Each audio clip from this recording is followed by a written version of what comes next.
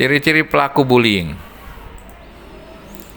ingin mengendalikan orang lain, memiliki keterampilan sosial yang buruk, kurang memiliki empati, sering menggertak atau mengganggu orang lain, kesulitan untuk memahami emosi seperti rasa bersalah, empati, belas kasih, dan penyesalan. Ini tidak bisa memahami orang lain. Lalu coba berapa nilai sikap empatimu yang kemarin sudah ikut tes sikap empati. Nah, ini sikap empatinya.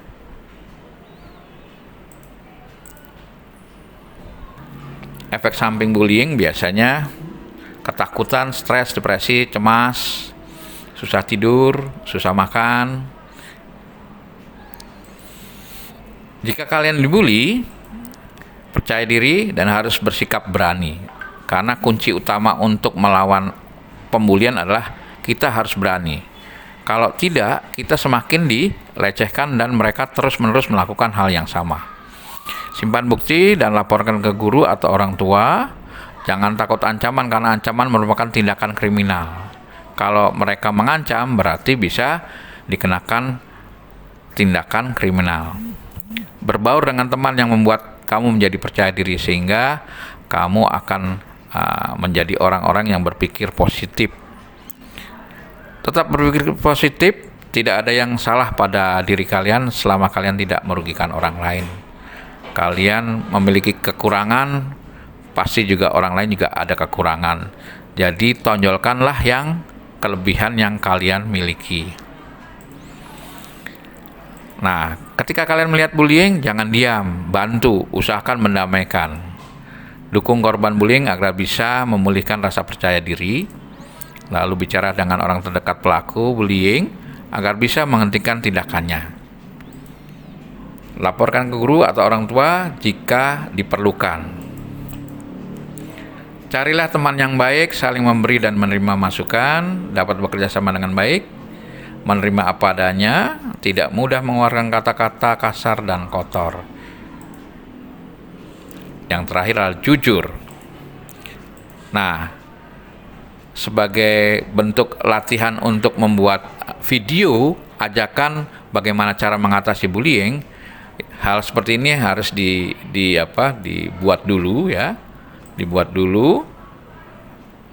Jadi kata-kata pembukaan untuk berlatih dulu sebelum membuat video, kira-kira kata-katanya apa, silahkan diimprovisasi buat ya oleh para siswa. Pembukanya seperti ini, boleh diganti sesuka hati. Lalu nanti bagian intinya juga, apa yang akan kamu lakukan jika kamu dibully, apa yang akan kamu lakukan jika melihat ada orang yang dibully. Kata-kata seperti ini sudah disusun di HP ya, di PowerPoint atau di HP, jadi nanti bisa dilihat, tidak perlu dihafalkan. Jadi membaca, tapi membacanya perlahan-lahan. Jadi saat nanti ketika syuting, itu posisi HP yang satu untuk merekam, posisi HP yang keduanya untuk memperlihatkan tulisan-tulisan apa yang akan dilakukan jika kamu dibully, apa yang akan kamu lakukan jika melihat ada yang orang dibully. Nah, jadi seolah-olah hafal, padahal para siswa membuat videonya dengan cara membaca tapi tidak kelihatan seperti membaca. Pada akhir penutup tentunya ada kata-kata penutup, semoga video ini berguna untuk teman-teman, sampai jumpa dan sebagainya. Ini perlu dilatih dulu, baru nanti prakteknya adalah minggu depan membuat video yang sebenarnya. Nah, caranya siapkan untuk merekam video, tentunya posisinya landscape ya. Posisi tombol ada di sebelah kanan.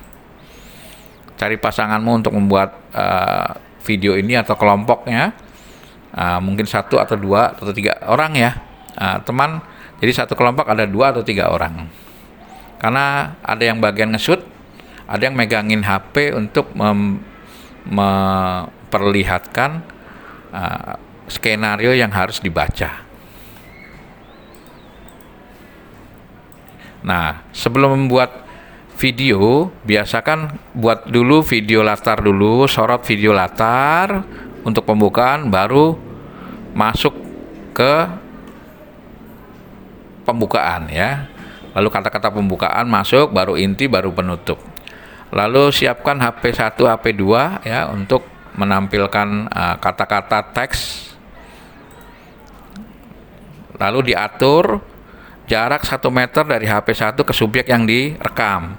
Kalau bisa yang merekam menggunakan masker, yang direkam tidak menggunakan masker juga tidak apa-apa. Tapi kalau memang mau dua-duanya pakai masker juga tidak apa-apa. Cara merekam yang mudah ya, jadi tidak perlu di stop ketika merekam satu subjek ya. Cukup mempause ya untuk berganti ke pembicara selanjutnya, sehingga nanti jadilah video utuh dalam satu file. Jadi kalau memang membuat rekamannya putus-putus, berarti kan harus menyatukan kembali agak susah. Untuk mempermudah, ketika sudah merekam, di pause dulu. Pastikan bahwa apa yang dikatakan tidak akan salah, karena sudah harus berlatih. Jangan bercanda atau tertawa, sehingga nanti sulit untuk pengeditan. Kalau bisa mengedit itu akan lebih baik. Refleksinya, haruskah dalam kehidupan remaja seseorang harus nakal? Nah, jawabannya tentunya kita bisa minta dari para siswa. Tidak harus orang harus nakal tentunya. Aksinya apa yang harus dipikirkan jika kamu ingin iseng kepada teman atau orang lain? Pikirkan juga ketika kamu kalau diisengin seperti itu kira-kira mau atau tidak. Itu yang harus ditanyakan pada diri sendiri. Baiklah, pada pertemuan keempat, cara mengatasi kenakalan remaja, kita akan lanjutkan. Kita berikan link Google Form, siapa yang suka membuli temannya. Nah, dari situ nanti akan kita konseling anak-anak yang suka membuli teman-temannya. Jadi supaya tidak terjadi lagi di sekolah ada anak-anak yang suka membuli dan kita biarkan. Jangan dibiarkan anak-anak yang suka membuli. Jadi paling tidak mereka di kelas dituduh oleh teman-teman suka membuli, nanti kita panggil secara personal, konseling, supaya dia tidak melakukan hal yang sama kembali. Nah, baru kita siapkan anak-anak untuk membuat rekaman, buat kelompok, lalu lakukan cari spot yang aman, tidak berisik, sehingga bisa membuat video dengan baik. Pembukaan seperti yang di pertemuan ketiga ya, ini tidak perlu dihafal, lalu intinya juga tidak perlu dihafal, nanti dimunculkan di bagian yang PowerPoint yang ke pertemuan ketiga itu ada, ditampilkan saja di situ. Lalu inilah intinya yang disampaikan pada saat pembuatan video. Lalu yang kedua juga, jika melihat bullying, jangan diam. Nah, ini disampaikan mungkin 2 orang, atau yang pembukaan 1 orang, jadi penutup juga 1 orang, jadi 4 orang. Boleh juga ada 2 orang saja. Yang penting kalian ikut membuat video ajakan untuk mengatasi orang-orang atau anak-anak yang dibullying. Nah, penutupnya juga ini bisa saja ditambahkan. Lalu diupload ke YouTube. Kalau sudah, linknya kirim ke saya sebagai bentuk laporan. Demikian 4 pertemuan berkaitan dengan PowerPoint cara mengatasi kenakalan remaja. Semoga berguna untuk Bapak Ibu guru BK seluruh Indonesia. Salam BK. Jangan lupa like dan subscribe, karena subscribe gratis ya.